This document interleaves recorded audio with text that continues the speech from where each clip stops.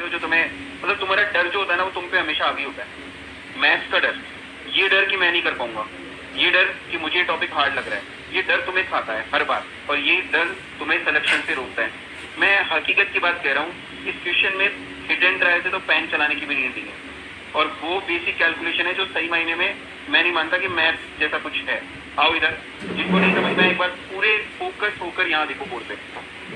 मुझे इसकी वैल्यू पूछी है, इसकी वैल्यू पूछने का मतलब है मेरा जो आंसर आएगा वो ऐसा होना चाहिए जो खुद की पावर हो।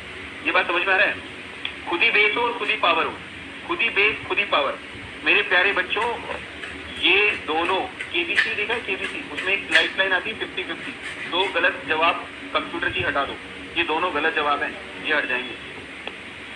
अब बात करता हूँ कैसे कैसे गलत जवाब है, ये मेरे आंसर हो ही नहीं सकते। टू कभी भी ऐसा कोई नंबर ही नहीं है जिसकी खुद की पावर वही करने पर 2 आ जाए। चेक करके देखो, 2 कभी भी नहीं आता। जैसे मैं बताऊं, 1 की पावर 1 होता है, 2 की पावर 2 4 होता है, 3 की पावर 3 27 होता है, 4 की पावर 4 कुछ और होता है, मतलब मैं बताऊं 256 होता है। कितना होता है? 256। यानी ये नहीं हो सकता और ये भी नहीं हो सकता, ये दोनों मेरे ऑप्शन हो ही नहीं सकते थे, दोनों हट गए। अब लड़ाई बची इन दोनों के बारे में।